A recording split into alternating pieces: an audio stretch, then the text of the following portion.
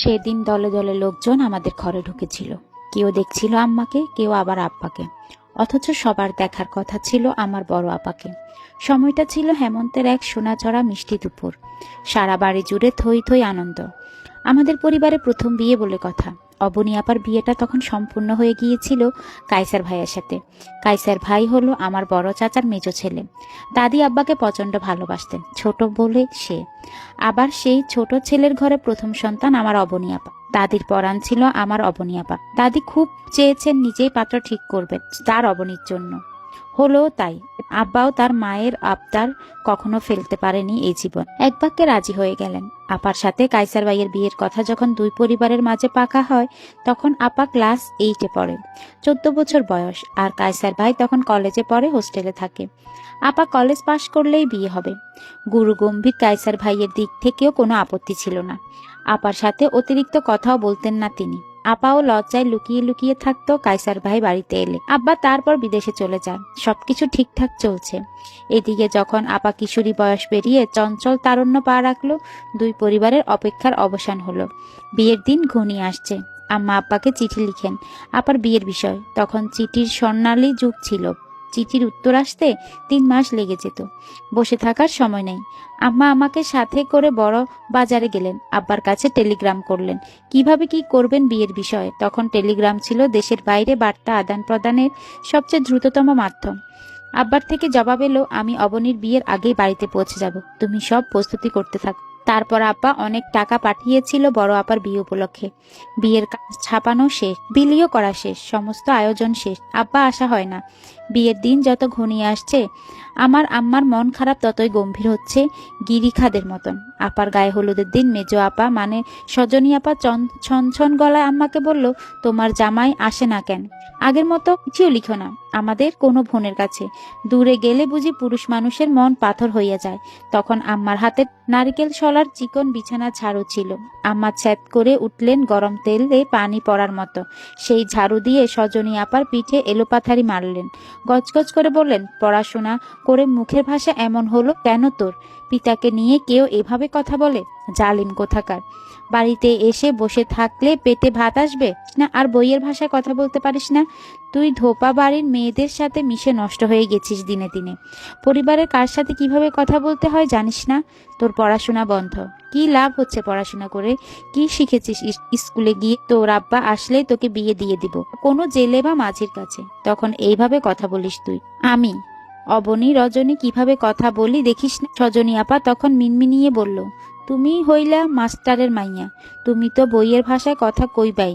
কি লাভ গ্রামে থেকে শুদ্ধ ভাষায় কথা বইলা? সেই লার্কি ঠেলতে হইব, যেই লাউ সেই কদু। আমি কিছু বলি না, চুপচাপ বোকার মতো দাঁড়িয়ে থাকি। আমা কাজের ব্যস্ততায় ডুবে যায়। ঘর ভর্তি অতিথি। আপার বিয়ে উপলক্ষে ঢাকা থেকে বড় মামারাও এসেছে গায়ে হলুদের দিন বিকেলেই। সবাই আব্বার কথা জানতে চাচ্ছে আম্মার কাছে।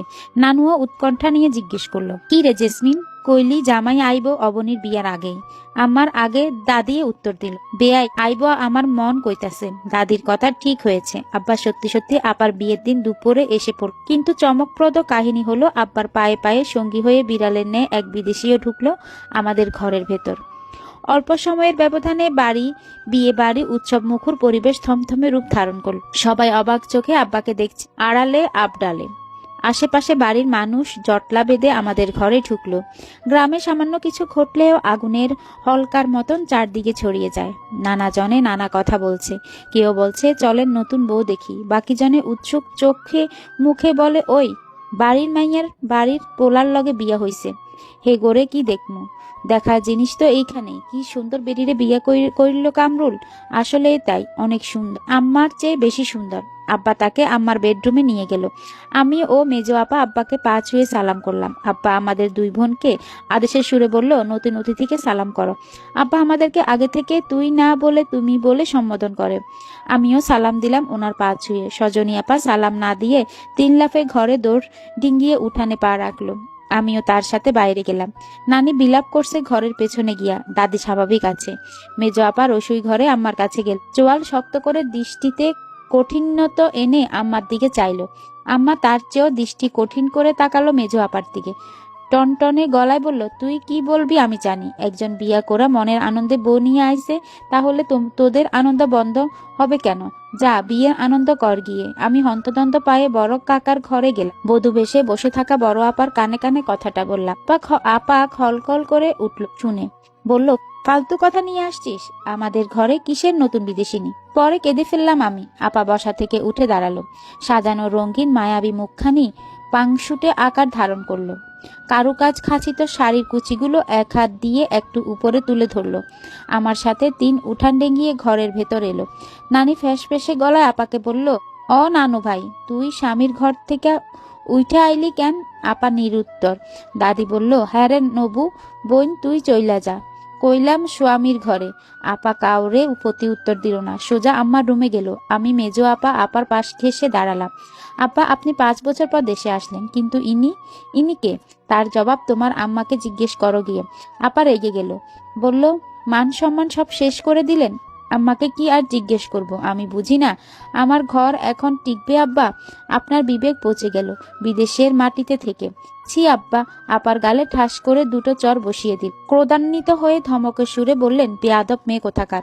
পিতার দিকে চোখ তুলে কথা বলছ? এত বড় অস্পর্ধা! কিসের ঘর ভাঙবে তোমার? তোমার বিয়ে কার সাথে হয়েছে? আমার ভাতিজার সাথে। কায়সার যদি আমার বিষয় নিয়ে তোমার সাথে উচ্চবাক্য করে, তার চামড়া তুলে ফেলবো আমি, এই বলে দিলাম। সেই বিদেশিনী আপার দিকে চেয়ে বলল, what's up Kamrul, you are not showing that your family knows everything about me. আব্বা থম মেরে থাকে। আপার করা অপমানটা হজম হচ্ছে না। আপা গালে হাত দিয়ে দাঁড়িয়ে কান্না করছে। আব্বার উত্তেজিত গলা শুনে আম্মা ছুটে এলেন। আব্বার দিকে তেজি অভিমানী চোখে চাইলেন। রোষপূর্ণ কণ্ঠে বললেন, আপনি এটা কি করলেন? আমার মাত্রই বিয়ে হওয়া মেয়ের গায়ে হাত তুললেন? আপনি কি মানুষ? আব্বা বড় গলায় বললেন, ও মার খেয়েছে তোমার জন্যই। তোমাকে তো সবই বলেছি। তুমি যদি বিষয়টা ওদেরকে আগেই সহজ করে বুঝিয়ে বলতে, তাহলে সবকিছু অস্বাভাবিক হতো না। তুমি তো বললে ওকে বাড়ি নিয়ে আসতে, নাকি এখন সবকিছু অস্বীকার করবে আমি কিছুই জানি না বলে? আমরা 3 বোন বিস্মিত চাউনিতে একে অপরের দিকে চাইলাম। ভাবলাম আম্মা আপার দ্বিতীয় স্ত্রীর কথা জানে। রহস্যটা কোথায়? আম্মা নীরবে ঘর থেকে বেরিয়ে গেলেন। আম্মার পেছনে পেছনে 3 বোনও বের হয়ে গেলাম। সবাই যার যার মতো এদিক ওদিক ছড়িয়ে গেল। সবার চোখে মুখে রাজ্যের বিরক্তি উদ্ভব ভর করে আছে থম মেরে থাকা মেঘরাশির ন্যায়। আপা আম্মাকে জিজ্ঞেস করলো, আম্মা, আপা যা বলছে তা কি সত্যি? আমার সরল স্বীকারোক্তি, হ্যাঁ আমি জানি। আপার কণ্ঠ ধরে এলো।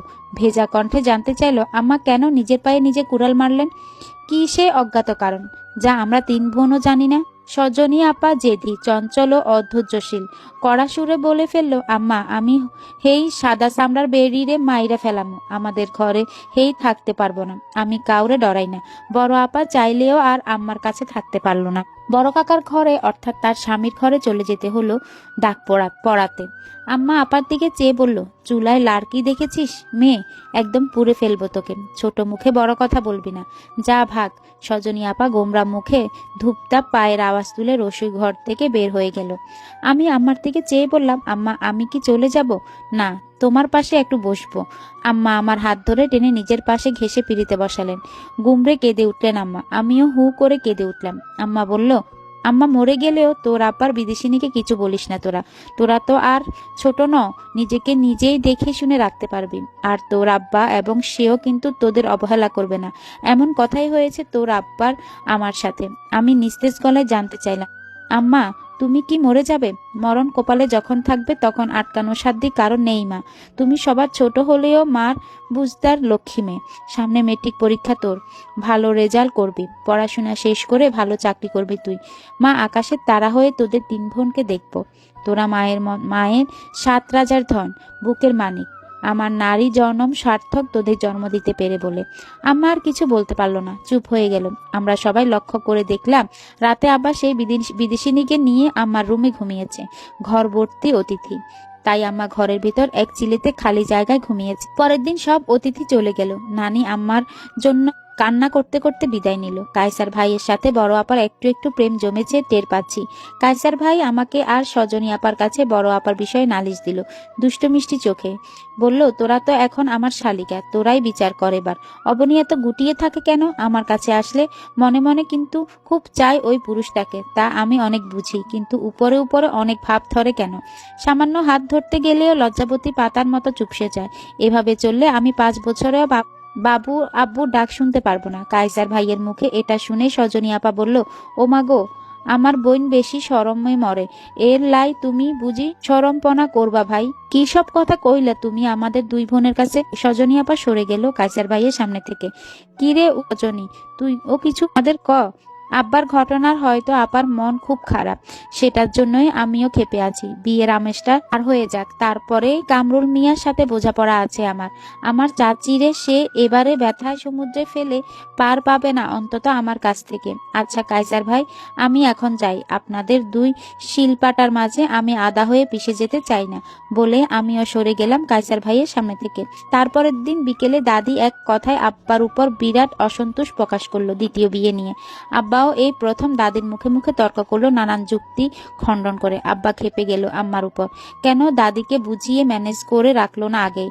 তাহলে আজ মায়ের মুখে সে এইসব কথা শুনতে হতো না। আম্মার সাথে আব্বার তর্ক এক পর্যায়ে সংঘাতে পরিণত হলো। আব্বা আম্মার গায়ে হাত তুলে ফেললো। এটা সজনী আপা দেখে আব্বার উপর চড়াও হলো। আপা সেই বিদেশিনীকেও ভুলভাল ইংরেজিতে গালিগালাজ করলো। সেজন্য আব্বা সজনী আপাকে এলোপাথারি মারলো। আমি কায়সার ভাইকে ডেকে নিয়ে যাই। কায়সার ভাই আব্বার হাত ধরে ফেলতে বাধ্য হয়। আব্বা থেমে যায়, কণা তোলা সাপের মতন ফোঁস করতে থাকে। পরের দিন সূর্য ওঠার পরই দাদি কায়সার ভাইকে নিয়ে রেজিস্ট্রি অফিসে যায় এবং দাদি তার সমস্ত সম্পত্তি ভাগ করে দেয় সবার মাঝে। সেখানে আমার আম্মাও ছিল। দাদা দাদিকে অনেক ভালোবাসতো এবং দাদা নাকি দাদিকে টিয়া পাখি বলেই ডাকতো। তো দাদার সকল স্থাবর অস্থাবর সকল সম্পত্তি সুস্থ অবস্থায় দাদির নামে দলিল করে দিয়ে গেছে। কেবল সম্পূর্ণ বঞ্চিত করা হয়েছিল আব্বাকে। দাদি আব্বাকে বঞ্চিত করার জন্য এই ভাগ ভাটোয়ারা করে ফেলেছে। জায়গার এই বিষয়টা আব্বা কিছুতেই জানতে পারেন। একদিন ভোরে উঠে আমরা কেউ সজনী আপাকে খুঁজে পাচ্ছি না। সম্ভবত কোথাও আপার হদিস মিলল না। আম্মা অজ্ঞান হয়ে আছে আপার জন্য। পাই না তো পাইয়ে না। পরে সজনী আপার বালিশের কাভারের ভিতর একটি চিরকুট পেলাম, আম্মার কাছে লিখা। আমার কলিজার আম্মা, আব্বা যে কাহিনী করলো তার জন্য তোমার ও আমাদের জীবনে দুর্ভোগ নেমে এলো। আমি আর সহ্য করতে পারছি না আম্মা। বাড়িতে থাকলে তোমার উপর করা আব্বার নির্যাতন আমি মেনে নিতে পারবো না। আর প্রতিবাদ করতে গেলে অত্যাচারিত হই। তাই বাড়ি ছেড়ে পালাতে বাধ্য হলাম। আমি ধোপা বাড়ি হিন্দু ছেলে নরেশকে বিয়ে করেছি। আমি তাকে ভালোবাসি। তার সাথে ইট কাঠের শহরে চলে যাচ্ছি। সে আমাকে সুখের কাছাকাছি রাখার চেষ্টায় নিমগ্ন থাকবে আম্মা, ঠিক তোমার মতো। মসজিদ আর মন্দিরের বৈষম্যের কাছে আমার প্রেমকে আমি হেরে যেতে দেইনি। দোয়া করো মন চাইলে। আর পড়াশোনা করতে ইচ্ছে করছে না। এসেছি, পাশ দিয়েছি, মন্দ কি? আমাকে ক্ষমা করতে না পারলে অভিশাপ দিও না। তুমি আমার মা, তোমার অভিশাপও আমার বেঁচে থাকার আশীর্বাদ হবে। ইতি তোমার অপ্রিয় কন্যা সজনী। আমরা আর সজনী আপাকে খোঁজার চেষ্টা করলাম না। সে নিজ থেকে হারিয়ে যায়, তাকে খুঁজে পাওয়া যায় না। আম্মা কন্যা শোকে পাথর হয়ে গেলেন। নাওয়া খাওয়া বন্ধ হয়ে গেল। আমার আর অবনী আপার দু চোখ সারাক্ষণ অশ্রু জলে ডুবে থাকে। দাদির ঘোলাটে চোখ আরো ঘোলাটে হয়ে গেল নাতনির শোকে, মাঝ বয়সে পুত্রের অনুচিত কর্মকাণ্ডে। আব্বার মাঝে বিশেষ কোনো ভাবান্তর বা আক্ষেপ পরিলক্ষিত হলো না সজনী আপার জন্য, বরং মনে মনে কিঞ্চিত খুশি হয়েছে মনে হচ্ছে। তার বিদেশির ভাষা কেউ বুঝে না, তাই সে তার মতো করে রুমে পড়ে থাকে আর টাইমলি টেবিলে এসে খেয়ে যায়। আম্মা তো তার সামনে আসে না কারণ ছাড়া। তার ও আব্বার থেকে দূরে দূরেই থাকে, লুকিয়ে লুকিয়ে বাঁচে, গোপনে গোপনে কাঁদে। এইদিকে দাদি ক্রমশ শয্যাশয়ী হয়ে গেলেন। শ্বাসকষ্ট বেড়ে গেল তার। সপ্তাহ না ঘুরতেই দাদি মারা গেলেন। দাদির শোক না কাটিয়ে উঠতে আম্মা আমাকে এক বিকেলে ডেকে বললেন, তোর আব্বা তোর জন্য একটা ভালো বিয়ের প্রস্তাব এনেছে। আমাকে বলেছে তোকে জিজ্ঞেস করতে তুই রাজি কিনা। শুনে আমি ঘাবড়ে উঠলাম। আশ্চর্যের সপ্তকাশে পৌঁছে গেলাম। হিসাব মিলাতে পারছি না কিছুতে। আম্মার ব্যথা ভরা মুখখানির দিকে কোমল দৃষ্টি ফেল মাথা নামিয়ে ছোট্ট করে বললাম, না আম্মা, আমি পড়াশোনা করতে চাই। আমার বিয়ের উপযুক্ত সময় এখনো হয়নি। আম্মা গমগম স্বরে বলল, এইটা তো আমারও কথা, কিন্তু তারে কে বুঝাইবো এটা? তার মাকে যা মান্য করতো সেই রাস্তাও বন্ধ হয়ে গেল চিরদিনের জন্য। আচ্ছা দেখি, যে কোনোভাবেই হোক এটা তাকে মানিয়ে নিব। আম্মা ছন্দহারা স্রোতের ন্যায় ধুলে ধুলে চলে গেল আমার সামনে থেকে। মগ্ন হলো মিছে মায়া সংসারের কাজে। সজনী আপার কথা খুব মনে পড়ছে। জানি না কেমন আছে, কোথায় আছে সেই নরসের সাথে। একটু পর আম্মার সাথে আব্বার বাজ খাই গলায় আওয়াজ শুনতে পেলাম। আমি পা টিপে টিপে সেদিকে গেলাম এবং চুপটি করে আড়ি পেতে রইলাম আব্বার কথাগুলো শোনার জন্য। তাহলে তার বিষয়ে আমি আর কিছুই জানি না। তুমি বিয়ে দিও তোমার মেয়েকে। কি করছো তুমি সংসারে পড়ে থেকে? বাইরে থেকে মাসে মাসে টাকা দিয়েছি আর বসে বসে গিলেছ। বলি, বিদেশের মাটি থেকে টাকা রাস্তায় কুড়ালে পাওয়া যায়? পরিশ্রম করতে হয়নি? মেয়েদের ভালোভাবে শিক্ষা দিতে পারো। একজন নিজের বিয়ের দিনই নিজের বাবার চোখে চোখ তুলে কথা বলল, আরেকজন নিচু জাত ভিন্ন ধর্মের ছেলের সাথে পালিয়ে গেল, আরেকটা হয়েছে অবাধ্য। আর হ্যাঁ, জেনিফা বলেছে সে গ্রামে থাকবে না, ঢাকায় থাকবে, সেখানে বাসা নিতে। আর এই অসুস্থ পরিবেশে কি করেই বা থাকে? আমি বাইরে থাকতে তুমি বলছো ওকে বাড়িতে নিয়ে আসলে কোনো সমস্যা হবে না, ও ভালোই থাকতে পারবে, তুমি সব সামলে রাখবে। এই তার সামলানো রাখার নমুনা? কি দেইনি আমি তোমাকে? কাল বা পরশু জেনিফারকে নিয়ে ঢাকায় চলে যাব। চিন্তার কারণ নেই, আমি আগের মতোই খরচ দিব, দায়িত্ব তোমারই থাকবে সবসময়। আব্বা ফোঁস করে এক টপ শ্বাস ছাড়লো। আম্মার কোনো মৃদু কণ্ঠ ও শুনতে পেলাম না। আম্মার উপর আমার ভীষণ রাগ হলো। আম্মা কি বোবা হয়ে গেল নাকি? আমার কাছে এই কথাগুলো কাউন্টার দেওয়ার মতো কোনো কথাই নেই। আমি চড়ুই পাখির মতো ফুরুত করে সরে গেলাম। পুকুর ঘাটে গিয়ে ধপ করে বসে পড়লাম। এটা আমাদের আম পুকুর। এই পুকুরে পাড়াটায় অধিকাংশ স্থানে নানা গাছের সব সুস্বাদু আম গাছ দ্বারা আবেষ্টিত। কয়দিন আগেও আমরা 3 বোন মিলে পুকুরের পানির উপর ঝুঁকে থাকা আম ঢালে উঠে বসতাম। পরক্ষণে মাছরাঙ্গার মতো ঝুপ করে পানির উপর লাফিয়ে পড়তাম। সাঁতারে চলে যেতাম অপর পারে। আম্মা খুব বকুনি দিত আর আমরা বোনেরা হেসে হেসে কুটি কুটি হয়ে যেতাম। কোথায় যে হারিয়ে গেল আমাদের সেই সোনালী দিনগুলো! সময়ের ব্যবধানে আজ সবই অম্ল মধুর স্মৃতিতে রূপ নিল। পাকা সিঁড়িতে দুপা ভিজিয়ে বসে মাথা তুলে উপরের দিকে চাইলাম। সূর্যটা ডুবু ডুবু প্রায়, সারা আকাশটা রক্তিম আভায় ছেয়ে গিয়েছে। আমার জন্য ভিতর হতে ঠেলে ঠুলে কান্না আসছে, কিন্তু আমার কান্নাগুলো দলা পাকিয়ে গলায় আটকে বসে আছে। বের হচ্ছে না দেখে আমি আমার গলা টিপে ধরে শক্ত করে, কিরে অভিমানী, মরতে ইচ্ছে করছে সন্ধ্যাকে সাক্ষী রেখে? আচম্বিত চেনা গলার স্বর শুনে হাত সরিয়ে নিলাম গলা থেকে। অভিমানী মুখে ঘাড় উল্টিয়ে চাইলাম। পাশের বাড়ির ভার্সিটি পড়ুয়া নোমান ভাই এবং আমার হাউস টিচার। আম্মা ওনার কাছে আমাকে প্রাইভেট পড়াতে দিয়েছিলেন 1 বছর ধরে। নোমান ভাই আমাকে পছন্দ করে খুব, আমিও মনে মনে করি, কিন্তু বুঝতে দেই না। এমন ভাব ধরি যেন 7টা কালেও কুকুর একসাথে দেখতে পারি, কিন্তু নোমান ভাইকে দেখতে পারি না। জেদি কণ্ঠে বললাম, চুম্বকের মতো আটকে আছেন কেন আপনি? এটা কি চিড়িয়াখানা? বিরল প্রাণী দেখছেন এই অসময়ে আমাদের বাড়ির পথে? কি তোর ভাষার উত্তর দেই? ইয়েস, এটা চিড়িয়াখানা। আর বিরল প্রাণী হলি তুই। তোকে কয়েকদিন ধরে দেখতে পাচ্ছি না, রাতে ঘুমাতে সমস্যা হয় আমার, তাই দেখার জন্য এই পথ দিয়ে বাড়ি যাচ্ছি। কাল থেকে পড়তে যাবি, বিয়ের উৎসবের বাহানায় আর কত ফাঁকি দিবি? পরে তো ডাব্বায় মারবি। কেউই বিয়ে করবে না, আমরাই করতে হবে বিয়ে তোকে। গেলাম, ঘরে যা বলছি। শাসনের ভঙ্গিতে গম্ভীর্যপূর্ণ কণ্ঠে বললেন কথাগুলো। আমি শরমে মরে গেলাম। এই নোমান ভাই এত নির্লজ্জ, এত বেশরম পুরুষ, এত ঠোঁটকাটা প্রেমিক, মুখে কিছুই আটকে না। যখন যা মনে আসে মুখ দিয়ে কবুতরের মতো কক কক করে বলে ফেলে। আমি হাতের কাছে পড়ে থাকা ছোট একটি পাথর ছুঁড়ে মারলাম নোমান ভাইয়ের দিকে। উনি ক্যাচ ধরে ফেললেন হাত উঁচিয়ে। বিজয়ের হাসি দিয়ে বললেন, শান্তি পেয়েছিস তো? তুই শান্তি পেলে আমার শান্তি। শীষ বাজাতে বাজাতে দ্রুত পায়ে চলে গেল নোমান ভাই। চারপাশ জুড়ে আধার ঘনিয়ে এলো, টেরই পেলাম না। আম্মা এগিয়ে এলো, সজাগ কণ্ঠে বলল, কি রে রজনী, পুকুর ঘাটে বসে আসিস কেন? এমনিতেই আম্মা, ভালো লাগছে না। মেজো আপার জন্য পরানটা খালি পড়ে। আম্মা আমার কাছে গিয়ে বসলেন, আমার পিঠের উপর হাত রাখলেন, নিচের বুকের দিকে ভিড়িয়ে নিলেন আলতো করে। আমি মুখ বুজে গোছ ধরে আম্মার দিকে চেয়ে বললাম, আব্বা যখন অন্যায়ভাবে এতগুলো কথা তোমাকে শোনালো, তুমি কেন অক্ষমের মতো চুপ করে রইলে? কেন বলনি উনি বিদেশে শ্রম দেয়, তুমিও সংসারে শ্রম দাও? যার দায়িত্ব যেই কাজ, তাকে সেই সব কাজই করতে হয়। এটা এত ফালাও করে বলার মতো কিছু নয়। এটাই সিস্টেম। তার শ্রমের মূল্য আছে, তোমার শ্রমের মূল্য নেই। সকাল থেকে রাত অব্দি তুমি যে সংসারে ঘানি টেনে যাচ্ছ, সেই শ্রমের সম্মানে হিসাব করলে প্রতি মাসে তুমিও বড় অঙ্কের স্যালারি পাও আম্মা। সে তো জন্ম দিয়ে খালাস 3 জনকে, বাকি সব কে করে আম্মা? তুমি করছো? কেবল জন্ম দিলে আর মাসে মাসে দান খয়রাতের মতো টাকা পয়সা দিলেই পিতা হওয়া যায় না। উনি একজন অযোগ্য ব্যর্থ পিতা আমার চোখে। আম্মা চোখ বড় বড় করে আমার দিকে ঠায় চেয়ে রইল দাঁড় কাকের মতন। আমি কিভাবে এত কথা বলতে শিখেছি ভেবেই মনে হয় আম্মা অবাক হয়ে গেল। পড়াশোনায় ভালো আমি, কথার পিঠে কথা বলতে শিখেছি, যুক্তি খণ্ডন করতে শিখেছি। আমি অবনী নয় মার খেয়ে চুপ করে থাকবো, আমি সজনী নয় না বুঝে ঘাটতেরামি করে অযৌক্তিক কথা বলবো। আমি রজনী, শান্ত, ধীর, অল্পভাষী, অচঞ্চল, অনেকটা ইন্ট্রোভার্ট, কিন্তু বোকা নই। সিচুয়েশন বুঝে পা ফেলতে পারি। এটা আমার কাছ থেকেই শিখেছি। আমার শরীরের সাথে লেগে লেগে ঘরে চলে এসেছি। নতুন বিয়ে, কায়সার ভাইও বাড়িতে, তাই বড় আপা আমাদের ঘরে আসতে পারছে না। আমি সেই দিকে গিয়ে সব বলতেও পারছি না, কিন্তু বড় আপাকে সবকিছু জানানোর জন্য মনটা খুব আকুপাকু করছে। কারণ আব্বার সেদিনের কথাও বেশ স্পষ্ট হলো, তার দ্বিতীয় বিয়ের বিষয় আম্মা সব জানে এবং আম্মার সম্মতি নিয়ে কাজটি ঘটেছে। আপা সহ আমার থেকে এই বিষয় জানতেই হবে। দুদিন পর আব্বা তার বিদেশিকে নিয়ে ঢাকায় চলে গেল। আব্বা চলে যাওয়ার পরে আম্মা আর্তনাদ